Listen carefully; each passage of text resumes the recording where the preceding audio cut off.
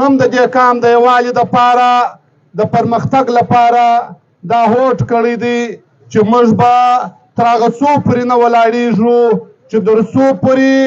دا غریب قام دا مظلوم قام دا در په دره قام د دې ستړو څخه موږ راایستلی نه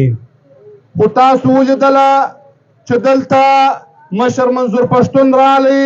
پر ده باندې قاتلانه برید د ریاست لخوا وسو خو دی بچاو سو بیا دی د دغه پرلت په وجه باندې د دې پرلت سزا ورکوله سوه 2 میاشتې د جیل کاټ کې تاسو خپله ولیدئ همداسې علي وزیر چې په کم تکلیفاتو کې دی د چمن روان پرلت له رالی دغه ستاسو غږ یې نړیوالو کوټو ته رساوي چې په کومو تکلیفاتو په ډیره اسماعیل خان کې دی ونیوله سو بیا د جیل وروسته خوشي سو همداسې د چمن پی ټي ایم تاسو ولیدئ چې د دې قام لپاره 3 شپې 3 ورځې په لسو پښو باندې لانګ مارچ وکړي چې بیا په کوچلاغ باندې حکومت را وګرځولو اپایارونه هم پر وکړو خو د دوی هغه لانګ مارچ ختم کړي همداسې اوسني پی ټي ایم په ټولو جنوبي پښتونخوا کې لاریونونه وکړل احتجاجونه یې وکړل چې په مختلفو ضلعو کې پر دوی باندې هم په دغه روان پرلت په وجه باندې اپایارونه پر وصلو چې اوس هم په هغه عدالتي کیسو کې دوی ښکیل دي یو وار بیا پرون ماخستان د جنوبي پښتونخوا مکمله د غورځنګ کمیټۍ دا پریکړه وکړه چې موږ به زو په چمن کې به د روان پرلت ته هلته څه تجویزونه یږدو خبرې به یږدو د هغسې مرکزي او صوبایي مشران سهار را روان سوي وو چې اوس یوه ګنټه مخکې ګړنګ چک پوسټ ودرول چې تر اوسه پورې هلته په زیات تعداد افسي او نورې ادارې راوتلي دي مشران یې درولي دي د روان پرلت ته یې نه راپرېږدي باقاعده د انتظامیې سره دا نوټیفیکیشن ورسره دی چې په چمن کې د پی ټي ایم پر ملګرو پر مشرانو پابندي ده تاسو د روان پرلت ته نسئ ورکلی تاسو هلته خبره نسئ کولی او بلې خوا ته د دې روان پرلت حال تاسو په خپله کتلی سئ چې دلته له سهاره څه سپیکران بند سوي دي نو دا د دې تاثر ورکوي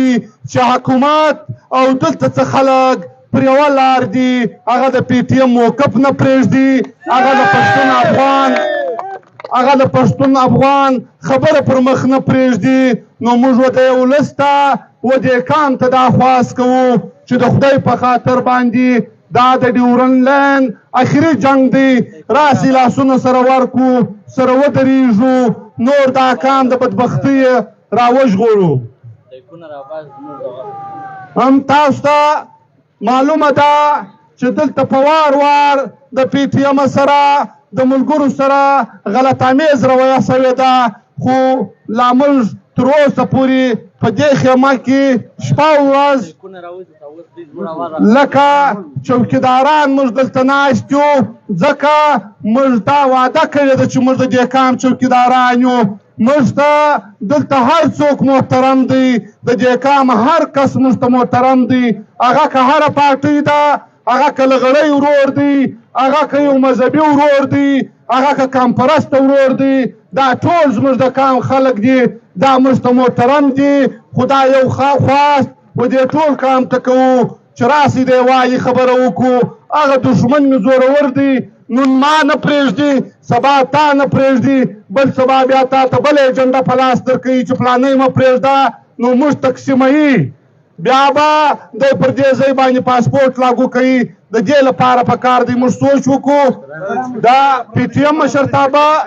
ګړنګ چک پوسټ دا وخت دلته نه راپرېږدي نو زه خپله دغه وینا ما تاسو ته وکړله دا پر دې ځای باندې ختم کوو بیا به له دې وروسته پی ټي ایم یو خپل پریس کانفرنس کوي پر مخ باندې به یو خپله ایجنډه و دې قام ته ایږدي چې موږ ته څه کول پکار دي خو مشران دلته انتظامیان نه راپرېږدي او دوی نشي راکړلی دلته د امن خبره کوو د اتفاق خبره کوو د یووالي خبره کوو ځکه زموږ قام ډېر درپدره سوی دی. تاسو ته معلومه ده چې د 15 کالو څخه دا پښتانه دا پښتون افغان د ادارو چې هغه د پنجاب اسټبلیشمنټ په نوم باندې هغه که ISI ده، هغه که MI ده، هغه که پوج دی، هغه که نورې جاسوسي ادارې دي، هغو زموږ وطن تقسیم کړی دی، زموږ وطن یې یرغماله کړی دی، زموږ وطن یې درپدره کړی دی. نو د دې لپاره موږ ته اتفاق ضروري دی، موږ ته وطن ژغورنه ضروري ده، موږ ته یووالی ضروري دی. پکار دی موږ لاسونه سره ورکړو. موږ ته دا کام معتبره دی، دا کام هر څوک موږ ته معتبره دی. اوس دا خپل تقریر په دې اوس شعر سره رالنډومه. وایي څه نورو څه پردیو څه خپلوانو وخوړه، څه نورو څه پردیو څه خپلوانو وخوړه، پښتون مو راپاللې وه لیوانو وخوړه. و چاته غوږ نږدې کمه په کم سړي باور سته،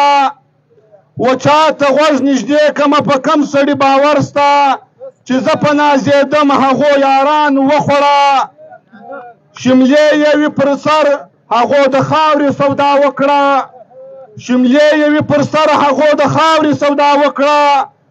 شملې دې خاورې وخوري څو غټانو وخوړه. د پیغلو پیغلو خوندو له ټیکریو حیا راسي، د پیغلو پیغلو خوندو له ټیکریو حیا راسي، د ننګ پر میدان خرڅو باتورانو وخوړه.